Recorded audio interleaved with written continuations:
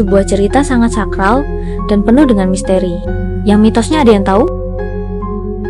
Ya, ini adalah dapur pusaka Putut Kembar atau banyak yang menyebut Beto Omyang. Konon, di tangan Empu Omyang yang legendaris, besi tak sekadar ditempa dengan api, melainkan ditiupkan doa dan tirakat tanpa putus. Ayo kita lihat contoh wujud pusaka Omyang yang ada di galeri. Ciri khasnya tak bisa dipalsukan, bilah lurus yang tebal, kokoh, serta ukiran dua figur kembar di pangkalnya yang tegak berdoa.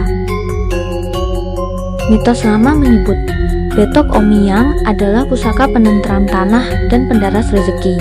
Karakter hakikinya melambangkan kembar sejiwa ikhtiar lahiriah yang selaras dengan kepasrahan batin. Yang mampu menggunakan pusaka ini adalah orang yang memiliki ilmu spiritual tinggi.